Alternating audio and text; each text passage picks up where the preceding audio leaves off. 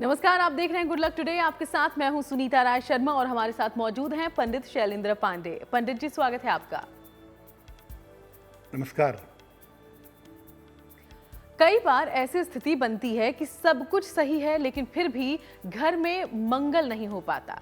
कभी किसी को संतान नहीं हो पाती तो कभी शादी का योग ही नहीं बन पाता, जबकि और कोई कमी नहीं है तो कभी हर व्यवस्था होने के बावजूद किसी का घर ही नहीं बन पाता।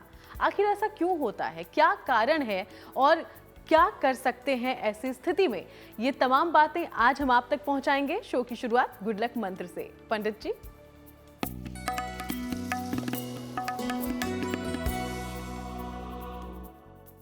अगर आपके घर में आपके किसी भी संतान की उन्नति नहीं हो पा रही है, आपकी 2 संतानें हैं, दोनों की उन्नति नहीं हो रही, 4 हैं, चारों की नहीं हो रही, यानी घर में किसी भी संतान की उन्नति नहीं हो पा रही है, तो माता या पिता में से किसी एक को या दोनों को नियमित रूप से गजेंद्र मोक्ष का पाठ करना चाहिए। साथ ही साथ अपने कर्म सुधारने पर ध्यान देना चाहिए। माता पिता के कर्म भी कभी कभी संतान के भाग्य के बीच में आ जाते हैं, इसलिए माता पिता के द्वारा की गई प्रार्थना या उनके द्वारा किया गया प्रयास उनके संतान के जीवन को बेहतर बना सकता है।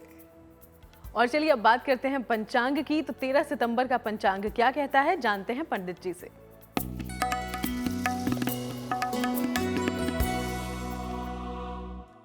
दिनांक 13 सितंबर 2023, दिन बुधवार, तिथि है भाद्रपद कृष्ण पक्ष की चतुर्दशी तिथि, नक्षत्र है मघा नक्षत्र, चंद्रमा सिंह राशि में संचरण कर रहे हैं। राहु काल का समय दोपहर 12 बजे से 1:30 तक। उत्तर दिशा की तरफ यात्रा करने की मनाही है, लेकिन अगर यात्रा करना जरूरी है, मजबूरी है, तो जरा सी हरी सौंफ खाकर और भगवान का स्मरण करके यात्रा करेंगे तो मुश्किल से बचे रहेंगे। तो चलिए अब चर्चा की शुरुआत करते हैं। आज हम समझने और जानने की कोशिश कर रहे हैं कि क्या वजह होती है ऐसी जिससे आपके घर में कोई मंगल काम नहीं हो पाता।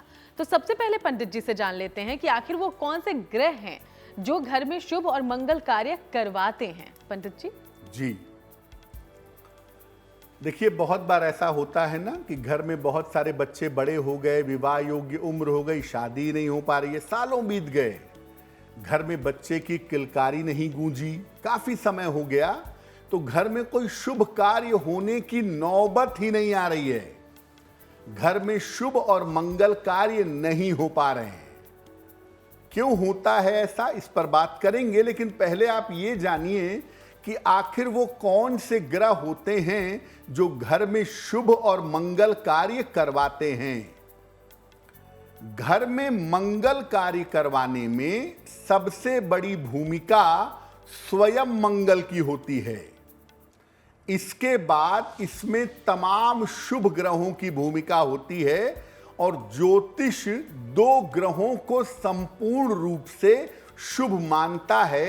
एक है बृहस्पति और एक है शुक्र। तो बृहस्पति भी शुभ और मंगल कार्यों में सर्वाधिक महत्वपूर्ण भूमिका निभाता है।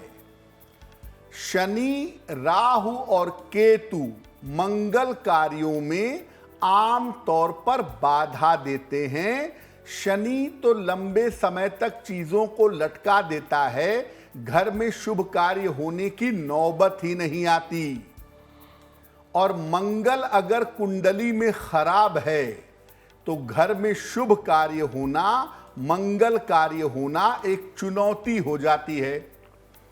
यानी आपके घर में सब कुछ है, जीवन में सारी संपन्नता है, लेकिन आपके घर में शुभता नहीं आती, आपके घर में मंत्रोच्चार नहीं होते, शहनाई नहीं बजती।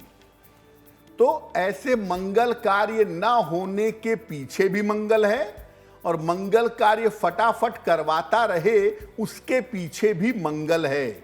इसीलिए अगर आपको याद हो कि प्राचीन समय में, पुराने समय में हर घर में लगभग 6 महीने में ज्यादा कुछ ना भी हो तो लोग अपने घरों में सत्यनारायण की कथा करवाते थे, ताकि घर में शुभता और मंगलमयता बनी रहे।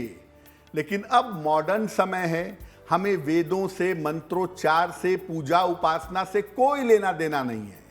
तो जब हम अपने जीवन में शुभता लाने का प्रयत्न करेंगे ही नहीं तो हमारे जीवन में शुभता भी कभी नहीं आएगी। जी हाँ, और इस विषय पर हम आगे भी चर्चा करेंगे और आप तक वो तमाम उपाय भी पहुंचाएंगे जिससे आपके घर में होगा मंगल ही मंगल। लेकिन उसके पहले मेष, वृषभ और मिथुन राशि का दैनिक राशिफल क्या कहता है, ये जान लेते हैं। पंडित जी।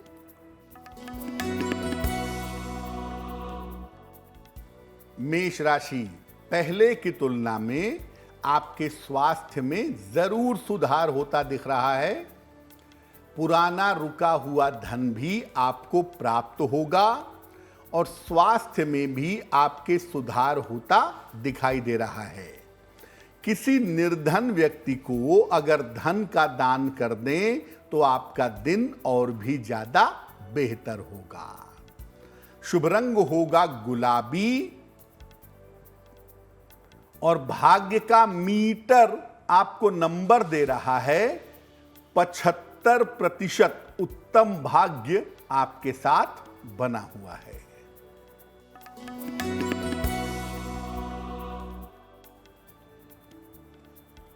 वृषभ राशि, जल्दबाजी में कोई भी निर्णय मत लीजिएगा। वाद विवाद से बचाव करें और अपने स्वास्थ्य का ध्यान फिलहाल बनाए रखें। किसी निर्धन व्यक्ति को अगर हरे फल का दान कर दें तो आपके दिन की मुश्किलें बहुत हद तक कम हो जाएंगी। शुभ रंग होगा क्रीम और भाग्य का मीटर आपको नंबर दे रहा है 60%। मेहनत ज्यादा होगी, भाग्य थोड़ा कम रहेगा।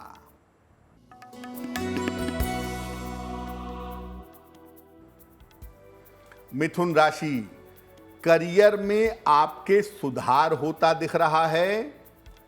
स्थान परिवर्तन के योग आपके लिए बन रहे हैं। किसी छोटी यात्रा पर इस समय आप जा सकते हैं। भगवान गणेश की अगर आप उपासना करें तो आपका दिन और भी ज्यादा बेहतर होगा। शुभ रंग होगा हरा और भाग्य का मीटर आपको नंबर दे रहा है 70%। मध्यम भाग्य आपके साथ बना हुआ है। तो 3 राशियों की हमने चर्चा की है, बाकी राशियों के बारे में आगे बात करेंगे। लेकिन अब आज के टॉपिक पर आते हैं वापस। हमने जाना कि वो कौन से ग्रह हैं जो आपके घर में करवाते हैं सब कुछ मंगल ही मंगल, और अब कौन सी स्थिति ऐसी बन जाती है कि घर में शुभ कार्य आसानी से हो जाते हैं, ये भी समझ लेते हैं। पंडित जी। कुछ कृपा होती है ग्रहों की, परमात्मा की, गुरुजनों की, जिससे घर में शुभ कार्य बड़ी आसानी से होते हैं और होते रहते हैं। कब होता है ऐसा? कुंडली में अगर मंगल जरा भी अनुकूल है आपके, तो आपके जीवन में शुभ कार्य, मंगल कार्य आसानी से होंगे। चंद्रमा की दशा चल रही हो और चंद्रमा शुभ परिणाम देने वाला हो तो चंद्रमा की शुभ दशा चलने पर भी घर में शुभ और मंगल कार्य होते हैं। बृहस्पति अगर कुंडली में शुभ स्थिति में बैठा हो तो वो जीवन में पवित्रता और शुभता पैदा कर देता है। साढ़े साती या ढैया जब उतर जाती है तो जीवन की जो ब्लॉकेज है, जीवन की जो रुकावट है, वो एकदम से दूर हो जाती है। और जब ये रुकावट एकदम से दूर हो जाती है तो घर में शुभ और मंगल कार्य होने लगते हैं। कभी कभी कोई ग्रह नहीं होता, कोई नक्षत्र नहीं होता, कोई संयोग नहीं होता, लेकिन किसी संत महात्मा का आशीर्वाद मिल जाता है और किसी संत महात्मा के आशीर्वाद मिलने से भी घर में शुभ और मंगल कार्य जरूर होने लगते हैं। यानी आप ये बात समझिए कि ग्रहों की कृपा होगी तो भी शुभ कार्य होंगे, और अगर किसी गुरुजन ने, संत ने आशीर्वाद दे दिया कि जाइए आपके घर में इस साल पुत्र का विवाह हो जाएगा, या आपकी पुत्री का विवाह हो जाएगा, या पुत्री को संतान हो जाएगी, तो तमाम इस तरह के वरदान भी घर में शुभता का माहौल ले आते हैं। इसीलिए ऐसा हम कहते हैं और ऐसा हम मानते भी हैं कि जब कोई संत महात्मा, वास्तविक संत महात्मा या जगत गुरु, सदगुरु आपको मिले तो आपको उसका आशीर्वाद लेते रहना चाहिए। तो ऐसे अवसर अगर कहीं भी मिले तो जरूर उसका लाभ उठाएं, क्योंकि ये तमाम स्थितियां आपकी जिंदगी में शुभता को लाएंगी। अब आगे बढ़ते हुए कर्क, सिंह और कन्या राशि का दैनिक राशिफल क्या कहता है, ये जान लेते हैं।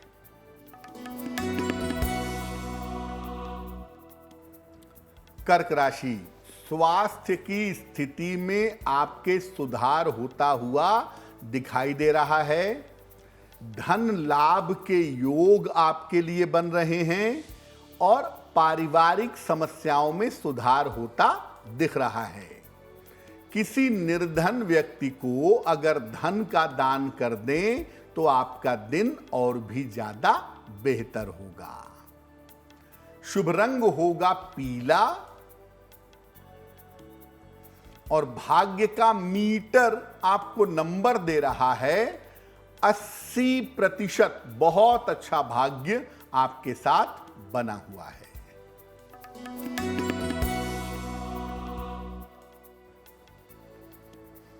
सिंह राशि, मानसिक चिंताएं समाप्त होंगी।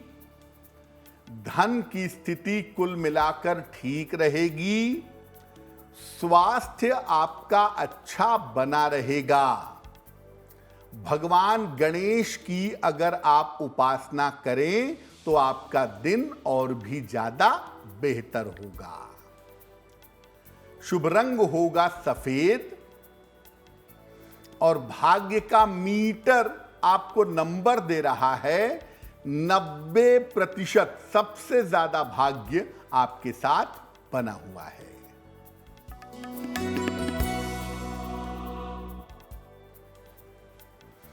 कन्या राशि, पारिवारिक विवादों से बचाव करें। धन के खर्चों पर नियंत्रण बनाए रखें।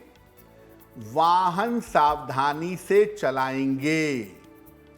किसी निर्धन व्यक्ति को अगर हरे फल का दान कर दें तो दिन की मुश्किलें बहुत हद तक कम हो जाएंगी। शुभ रंग होगा धानी और भाग्य का मीटर आपको नंबर दे रहा है 60%। मेहनत ज्यादा होगी, भाग्य थोड़ा कम रहेगा। तो चलिए बाकी राशियों के बारे में हम आगे जानकारी लेंगे, लेकिन उसके पहले आपके सवालों की ओर बढ़ते हैं। तो शो में पहला सवाल आया कहां से है, जान लेते हैं पंडित जी से। जी,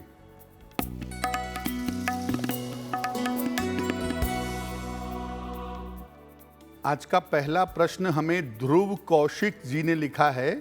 कोलकाता से लिखते हैं, 1 मार्च 2006 का जन्म है। 3:43 दोपहर में, हावड़ा, पश्चिम बंगाल। ये लिख रहे हैं कि मैं 12वीं कक्षा का विद्यार्थी हूँ। 2024 में बोर्ड की परीक्षा दूंगा तो उसके परिणाम मेरे लिए कैसे रहेंगे, और 12वीं के बाद मैं BBA करूं या मैं BCom करूं। ध्रुव, आपकी कुंडली बनती है कर्क लग्न की और आपकी राशि बनती है मीन। महादशा बुध की और अंतरदशा केतु की चल रही है।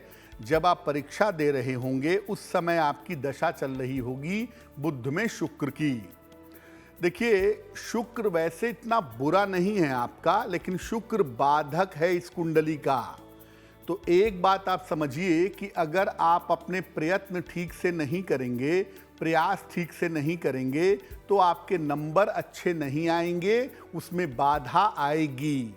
इसीलिए अपने प्रयास बढ़ाइए, अपनी मेहनत बढ़ाइए, आपको फायदा जरूर होगा।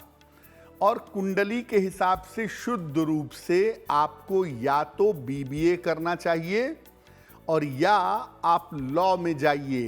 बीबीए की पढ़ाई और लॉ की पढ़ाई में से कोई एक पढ़ाई करना आपके लिए बेहतर होगा। बीबीए एमबीए अगर फाइनेंस में करें तो सफलता बहुत बढ़िया मिलेगी। फिलहाल आपका कंसंट्रेशन ठीक हो, एकाग्रता बेहतर हो, इसके लिए एक मूंगा बनवा के पहन लें।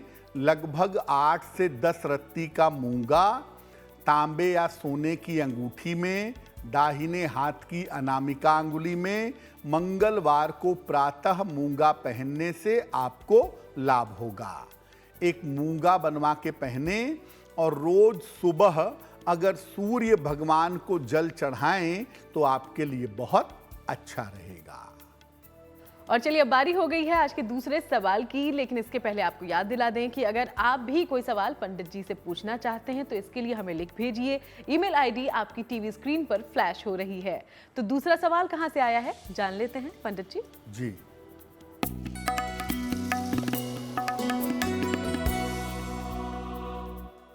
अगला प्रश्न नीलम श्रीवास्तव जी ने हमें लिखा है। गोरखपुर से लिखती हैं, अपनी पुत्री विनती श्रीवास्तव के बारे में जानना चाहती हैं। विनती की जन्म तारीख है 10 सितंबर 2008, 2:45 दोपहर को। जन्म स्थान है गोरखपुर, उत्तर प्रदेश। ये कह रही हैं कि मेरी बेटी का स्वास्थ्य अच्छा नहीं रहता है, साथ ही साथ पढ़ाई में भी उसका अच्छी तरह से मन नहीं लगता है। उसका करियर कैसा होगा और उसका भविष्य कैसा रहेगा। नीलम जी, आपकी पुत्री की कुंडली है धनु लग्न की और धनु राशि की। महादशा चंद्रमा की और अंतरदशा बुध की चल रही है। देखिए, पहले तो मैं ये कहूँगा कि अपनी बेटी के ऊपर किसी तरह का प्रेशर मत बनाइएगा, क्योंकि ज़्यादा प्रेशर बनाने से साइकोलॉजिकल प्रॉब्लम्स हो सकती हैं। आपकी बेटी का दिमाग अच्छा है और आगे चल कर के अच्छी पढ़ाई करेगी, अच्छी तरक्की करेगी, लेकिन बहुत दबाव, बहुत प्रेशर इसके ऊपर मत बनाइएगा। स्वास्थ्य की जहाँ तक बात है, इसके पेट को लेकर के, डाइजेशन को लेकर के कुंडली में दिक्कतें दिखती हैं, जिसका ध्यान बनाए रखना थोड़ा ज़रूरी है। तो आप ऐसा करें, एक तो आप अपनी पुत्री के लिए रोज सुबह 108 बार ओम नमः शिवाय इस मंत्र का जप करें, और दूसरा अपनी पुत्री के हाथ से स्पर्श करवा के सोमवार को दूध का दान करवाएं। ऐसा कम से कम 1 वर्ष तक करें, इनके जीवन में सुधार होना शुरू हो जाएगा। तो आज हम ये जानने समझने की कोशिश कर रहे हैं कि आखिर वो कौन सी स्थिति होती है जब घर में शुभता बनी रहती है, मंगल कार्य होते रहते हैं, या ऐसी कौन सी बाधा आ जाती है जिसकी वजह से मंगल कार्य रुक जाते हैं। तो अब हम समझने की कोशिश करते हैं वो कौन कौन सी स्थितियां हैं जिसकी वजह से आपके घर में लंबे समय तक कुछ भी मंगल नहीं हो पाता। पंडित जी, बहुत बार ऐसा होता है कि घर में काफ़ी समय तक 2-4 साल बीत गए, 10 साल बीत गए, कोई शुभ कार्य हुआ ही नहीं। कब ऐसा होता है? अगर आपकी शनि की दशा चल जाए और शनि नकारात्मक हो कुंडली में, निगेटिव हो कुंडली में, और शनि की दशा चले, तो पक्की तौर पे जानिए कि आपके घर में शुभ और मंगल कार्य रुक जाएंगे, क्योंकि शनि की महादशा 19 साल चलती है। और अगर उसका कुछ भी हिस्सा निगेटिव हुआ तो आपके घर में चीजें रुक जाएंगी। कुंडली में अगर राहु का प्रभाव खराब है तो राहु एंटी पवित्रता है, यानी पवित्रता के कार्य, शुभ कार्य, खुशहाली, इन सब चीजों से आपको डाइवर्ट करेगा। घर में शुभ कार्य नहीं हो पाएगा। बृहस्पति अगर अशुभ स्थिति में है तो घर में ईश्वर की कृपा का अनुभव कम होगा, और उनकी कृपा का अनुभव कम होगा तो घर में शुभ कार्य नहीं होंगे। जिन घरों में नियमित रूप से कलह होती है, कलेश होता है, घर में शराब पी जाती है, मांस मदिरा का प्रयोग किया जाता है, घर की साफ सफाई पवित्रता पर ध्यान नहीं दिया जाता है, उन घरों में शुभता नहीं होती, मंगल कार्य नहीं हो सकते। घर का मुख्य द्वार अगर आपका खराब है तो देखिए, हमेशा मैं कहता हूं ना कि घर के मुख्य द्वार से खुशियां भी आती हैं और दुख भी आते हैं। घर का मुख्य द्वार खराब होगा तो घर में नकारात्मक चीजें आएंगी, निगेटिव एनर्जी आएगी और उसकी वजह से आपके जीवन में, आपके घर में शुभ और मंगल कार्य नहीं होंगे। तो इन बातों पर थोड़ा गौर करिए कि आखिर कहाँ पे कमी है, कहाँ पे गड़बड़ियाँ आप कर रहे हैं। अगर उन चीज़ों पे थोड़ा ध्यान दें, थोड़ा उन चीज़ों को समझें, थोड़ा इन चीज़ों को कंट्रोल में करें तो आपके घर में शुभ और मंगल कार्य हो सकते हैं। तो ये तमाम बातें आपकी जिंदगी में शुभता को आने से रोकती है, आपके घर में मंगल कार्य होने से रोकती है। इन पर जरूर ध्यान दें। आगे और भी चर्चा करेंगे, कुछ उपाय भी जानेंगे। उसके पहले तुला, वृश्चिक और धनु राशि का दैनिक राशिफल क्या कहता है ये जान लेते हैं। पंडित जी।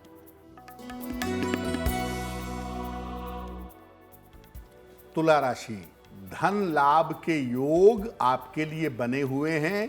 थोड़ा प्रयास करें। रुके हुए काम आपके पूरे होते दिखाई दे रहे हैं। नए रिश्तों की शुरुआत इस समय होनी चाहिए। किसी निर्धन व्यक्ति को अगर धन का दान कर दें तो आपका दिन और भी ज्यादा बेहतर होगा। शुभ रंग होगा आसमानी और भाग्य का मीटर आपको नंबर दे रहा है 70% मध्यम भाग्य आपके साथ बना हुआ है।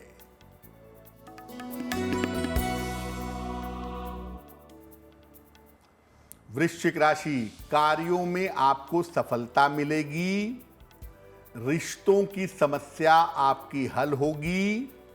संपत्ति लाभ के योग आपके लिए बन रहे हैं। भगवान गणेश की अगर आप उपासना करें तो आपका दिन और भी ज्यादा बेहतर होगा।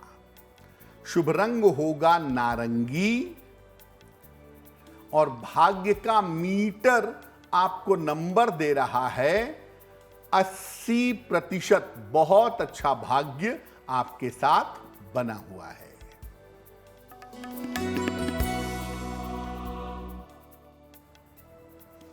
धनु राशि, काम का दबाव कम होता जाएगा। करियर की समस्या आपकी हल होगी। स्थान परिवर्तन इस समय आपका हो सकता है। खाने पीने की वस्तु का अगर आप दान करें तो आपका दिन और भी ज्यादा बेहतर होगा। शुभ रंग होगा पीला और भाग्य का मीटर आपको नंबर दे रहा है 75%। उत्तम भाग्य आपके साथ बना हुआ है। और चलिए अब आगे बढ़ते हुए घर में मंगल कार्य कराने के वो तमाम उपाय जान लेते हैं जिसके लिए आप बेसब्री से इंतजार कर रहे होंगे। पंडित जी। तो कौन से ऐसे उपाय किए जाएं जिससे घर में मंगल कार्य हो, शुभ कार्य हो, घर में खुशहाली आए, आनंद आए? क्या करेंगे? घर में पूजा का स्थान जरूर बनाइए और नियमित रूप से पूजा उपासना करिए। रोज सफाई करिए, रोज पूजा करिए, जरूरी है आपके लिए। घर में सप्ताह में एक बार सामूहिक पूजा जरूर करिए। मैं ये नहीं कह रहा हूं कि आप यही करिए या वही पूजा करिए। कुछ नहीं कर पाते, सुंदरकांड सब लोग साथ में मिलके पढ़ लें, विष्णु सहस्त्र नाम सब लोग मिलके एक साथ में पढ़ लें, एक साथ आरती कर लें। यानी सामूहिक पूजा सप्ताह में एक बार जरूर करिए। घर में कलह कलेश कम करिए। वैसे तो बंद इतना जल्दी नहीं होगा, लेकिन फिर भी प्रयास करिए कि घर में कलह कलेश का माहौल ना हो। घर के मुख्य द्वार पर नियमित रूप से वंदनवार लगाइए। आम के पत्तों का या अशोक के पत्तों का वंदनवार अपने घर पे लगाइए मेन डोर पर और इसे सप्ताह भर में बदल दीजिए। घर में नियमित रूप से, आजकल तो बहुत सारे सिस्टम हैं, ऐसे म्यूजिक सिस्टम हैं कि आप म्यूजिक लगा दीजिए, वो दिन भर बजता रहेगा। तो घर में नियमित रूप से भजन कीर्तन की ध्वनि आती रहे, गायत्री मंत्र का उच्चारण होता रहे, मंत्रों का उच्चारण घर में हमेशा चलता रहे। आप देखिए आपके घर की तरंगें इतनी ज्यादा बेहतर हो जाएंगी कि वो शुभता और पवित्रता को खींच करके आपके पास ले आएंगी। मंत्रों में मैं बता दूं कि गायत्री मंत्र का कोई जवाब नहीं है, तो आप अपने घर में सुबह शाम दोपहर जब भी मौका मिले धीमी आवाज में गायत्री मंत्र लगा दें। वो निरंतर चलता रहेगा और उससे इतनी ज्यादा शुभता पैदा होगी कि आप सोच भी नहीं सकते हैं। इसीलिए अपने घर को, घर के माहौल को और लोगों को पवित्र बनाना होगा, तभी जाकर के घर में शुभता आएगी और तब घर में शुभ और मंगल कार्य हो पाएंगे। तो आपने जाने वो तमाम आसान उपाय जो आपकी जिंदगी में हर तरफ से खुशियां ले आएंगे, तो जरूर इन उपायों को अपनाएं और हम उम्मीद करते हैं आपको फायदा होगा। आगे बढ़ते हुए मकर, कुंभ और मीन राशि का दैनिक राशिफल क्या कहता है, ये जान लेते हैं पंडित जी से।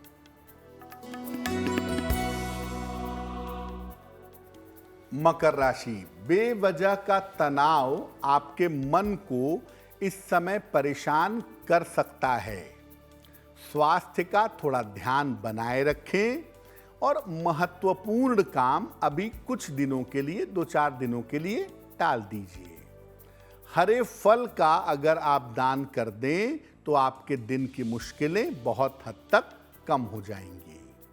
शुभ रंग होगा सफेद और भाग्य का मीटर आपको नंबर दे रहा है 60%, यानी मेहनत ज्यादा है, भाग्य थोड़ा कम है।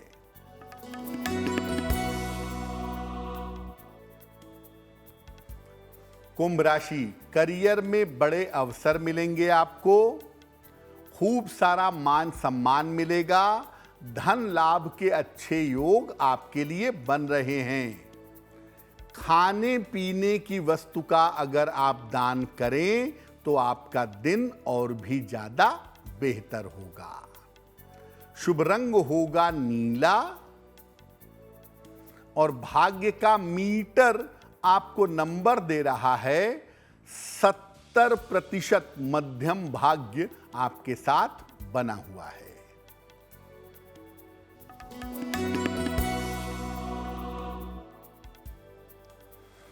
मीन राशि, धन लाभ के योग बन रहे हैं, करियर की स्थिति आपकी अच्छी रहेगी, लंबी यात्रा इस समय हो सकती है।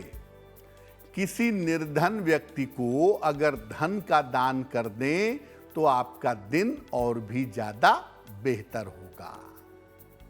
शुभ रंग होगा सुनहरा और भाग्य का मीटर आपको नंबर दे रहा है 65%, यानी जितनी मेहनत करेंगे उतना ही आपको लाभ होगा।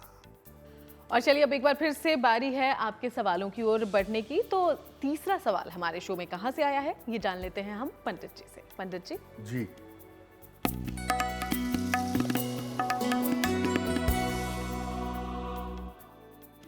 अगला प्रश्न सुमन बिष्ट जी ने हमें लिखा है, दिल्ली से लिखती हैं। 2 नवंबर 1985 का जन्म है, 10:20 प्रातः, जन्म स्थान है दिल्ली। ये पूछ रही हैं कि आने वाले समय में मेरा स्वास्थ्य कैसा रहेगा, मेरी आर्थिक स्थिति कैसी रहेगी, व्यवसाय कब शुरू होगा और दूसरी संतान के लिए प्रयास कब करना चाहिए। सुमन जी, आपकी कुंडली बनती है धनु लग्न की और राशि बनती है मिथुन। महादशा शनि की और अंतरदशा भी आपकी शनि की चल रही है। देखिए, आर्थिक स्थिति की जहां तक बात है, आपकी फाइनेंशियल कंडीशन बेहतर होने का जो समय है वो अगले साल के अप्रैल के बाद है, अप्रैल 2024 के उपरांत। दूसरी बात यह है कि आप अगर खाने पीने की चीज़ों का, सौंदर्य प्रसाधन का, कपड़ों का, इस तरह का कोई व्यवसाय करें, कॉस्मेटिक्स का व्यवसाय करें, तो ऐसा व्यवसाय करना आपके लिए बेहतर होगा। लेकिन व्यवसाय के लिए कोई भी काम शुरू करिएगा वो जनवरी 24 के पहले शुरू मत करिएगा। दूसरी बात यह है कि संतान के लिए प्रयास करने का अभी उपयुक्त समय नहीं है। जनवरी 2024 से अप्रैल 2024 के बीच में आप संतान के लिए प्रयत्न कर सकती हैं। वो समय निश्चित रूप से बेहतर होगा। फिलहाल आपका जीवन बेहतर हो, जीवन की मुश्किलें कम हों, इसके लिए आप एक मूंगा बनवा के पहन लीजिए। लगभग 8-10 रत्ती का मूंगा तांबे या सोने की अंगूठी में, दाहिने हाथ की अनामिका अंगुली में, मंगलवार को प्रातः मूंगा पहनने से आपको लाभ होगा। और अब वक्त हो गया है आज के आखिरी सवाल का, लेकिन इसके पहले एक बार फिर से आपको याद दिला दें कि अगर आपके जीवन में भी कोई समस्या है, कोई परेशानी जिसका हल आप चाहते हैं पंडित जी से, तो हमें लिख सकते हैं। ईमेल आईडी आपकी टीवी स्क्रीन पर हो रही है फ्लैश, इसे कर लें नोट डाउन। चौथा और आखिरी सवाल कहां से आया है जानते हैं पंडित जी। जी,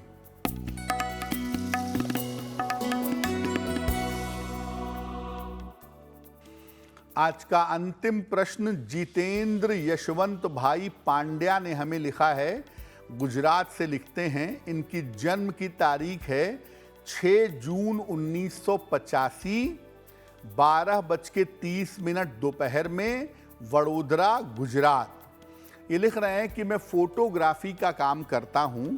व्यवसाय मेरा इतना अच्छा नहीं चल रहा है, तो व्यवसाय को कैसे बेहतर करूं?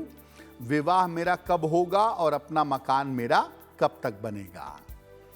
जितेंद्र जी, कुंडली आपकी सिंह लग्न की है और आपकी राशि बनती है मकर राशि। फोटोग्राफी का काम आपके लिए बिल्कुल उपयुक्त है। हम ये नहीं कहेंगे कि फोटोग्राफी आपके लिए सही नहीं है। फोटोग्राफी आपके लिए बिल्कुल सही है।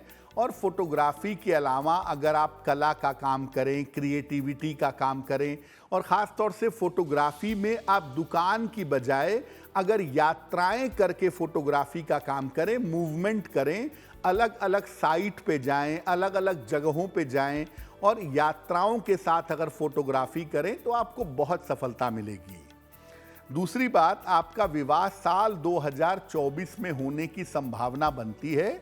अप्रैल के बाद किसी समय आपका विवाह होगा और विवाह होने के बाद आपके उन्नति की संभावनाएं अच्छी हैं। लेकिन आप अपना मकान बनवा पाएंगे या अपना मकान खरीद पाएंगे, इसकी संभावना साल 2026 में दिखाई दे रही है। फिलहाल आप ऐसा करें, एक मोती बनवा के पहन लें। लगभग 10-11 रत्ती की मोती चांदी की अंगूठी में, दाहिने हाथ की सबसे छोटी उंगली में, शुक्ल पक्ष के सोमवार की रात को एक मोती बनवा के पहने और रोज शाम को एक नियम बना लें। शनि मंत्र पढ़ेंगे, ओम शं शनैश्चराय नमः। ये मंत्र रोज शाम को 108 बार पढ़ना आपके लिए बहुत बेहतर होगा।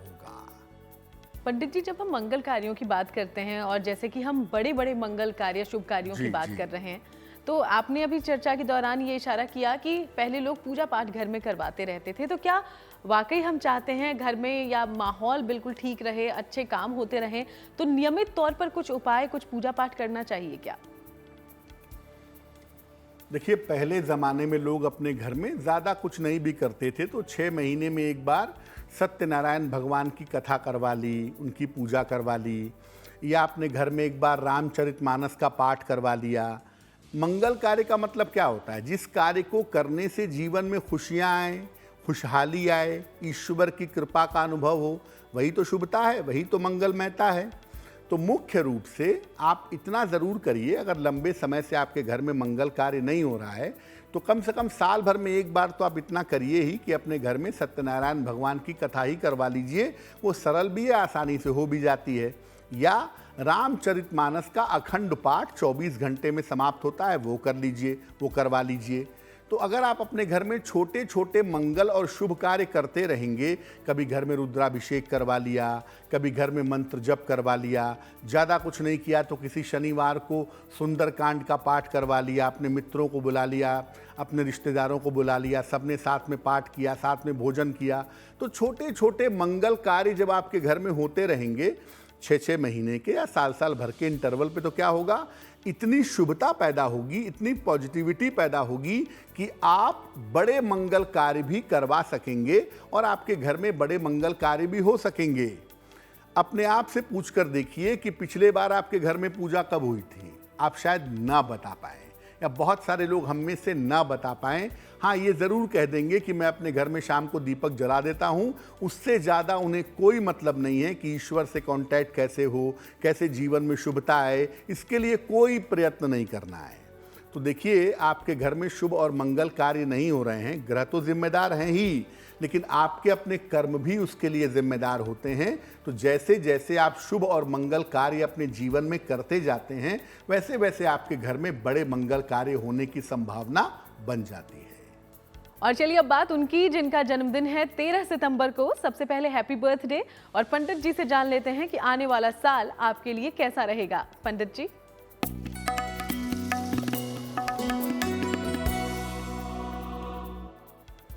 जिन लोगों का जन्मदिन 13 सितंबर को है, उन्हें हम सबकी तरफ से जन्मदिन की हार्दिक शुभकामनाएं।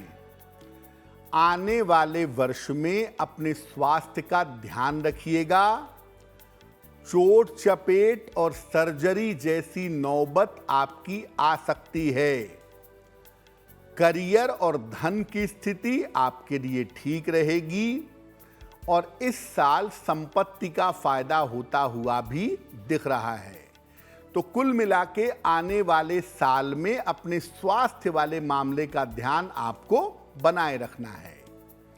क्या करेंगे? पूरे साल भर राहु के मंत्र का जप करें। ओम रांग राहवे नमः। सुबह शाम दोनों समय 108 बार इस मंत्र का जप करें तो आपके लिए बहुत अच्छा रहेगा। और अब बारी जिज्ञासा की है। तो जिज्ञासा में सवाल यह है कि क्या हनुमान जी की पूजा दोपहर में नहीं करनी चाहिए? पंडित जी, ज्यादातर कहते हैं सुबह या शाम ही पूजा करें। देखिए, बहुत सारे लोग ऐसा कहते हैं कि दोपहर के समय में हनुमान जी भगवान राम की सेवा में होते हैं, इसलिए उस समय उनका आवाहन ना करें, उनकी पूजा ना करें। सत्य ये है कि हनुमान जी तो हर समय श्री राम की सेवा में रहते हैं, इसीलिए हनुमान जी की पूजा किसी भी समय की जा सकती है। लेकिन शाम के समय और रात के समय में अगर आप हनुमान जी की पूजा करें, खासतौर से संध्या काल में अगर आप हनुमान जी की पूजा करें, तो वो बहुत ज्यादा उत्तम होगा। और अब बात शुभ पहर की। तो 13 सितंबर के लिए कौन सा है शुभ पहर, ये जान लेंगे पंडित जी से। दिनांक 13 सितंबर 2023 दिन बुधवार का शुभ पहर। शुभ पहर का समय है शाम को 7:30 से रात के 9 बजे के बीच में। इस समय में भगवान गणेश की कपूर से आरती करिएगा। अगर आप ऐसा करते हैं तो कर्ज से संबंधित अगर कोई समस्या है तो कर्ज से संबंधित समस्या का हल निकल जाएगा। लेकिन करेंगे शुभ पहर में ही। समय फिर से नोट करें, 13 सितंबर बुधवार शाम को 7:30 से रात के 9 बजे के बीच में।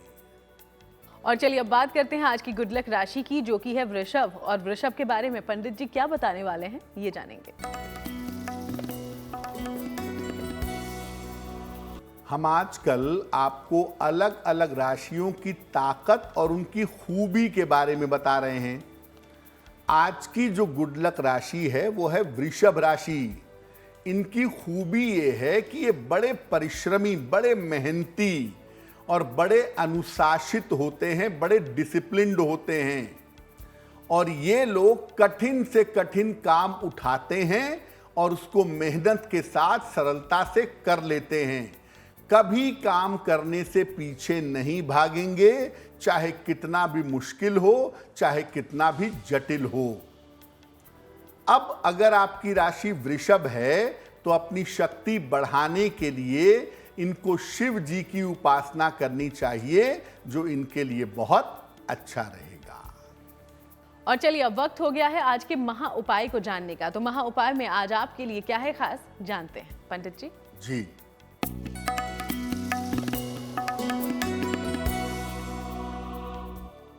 बहुत सारे लोगों की ये शिकायत होती है कि मैं बहुत मेहनत करता हूं, अच्छा परफॉर्म करता हूं, करती हूं, लेकिन मुझे मेरे द्वारा किए गए परिश्रम का यश, नाम, फेम नहीं मिलता, चाहे मैं कितना भी मेहनत कर लूं।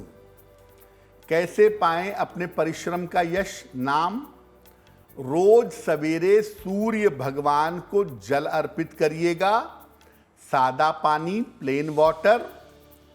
उनके सामने एक बार हनुमान चालीसा का पाठ करिएगा, ये रोज करेंगे। और एक तांबे का छल्ला बनवा लीजिए, राइट या लेफ्ट हैंड की अनामिका अंगुली में, रिंग फिंगर में इसको धारण करिए, आपको निश्चित रूप से लाभ होगा। बहुत बहुत शुक्रिया आपका पंडित जी, ये महा उपाय हमारे तमाम दर्शकों तक पहुंचाने के लिए। धन्यवाद। तो चलिए यूं ही आपसे मुलाकात करते रहेंगे, अलग अलग विषयों पर बात भी करेंगे, जानकारियां भी आप तक पहुंचाएंगे। फिलहाल शो में इतना ही। देश दुनिया की बाकी तमाम खबरों के लिए आप देखते रहिएगा GNT।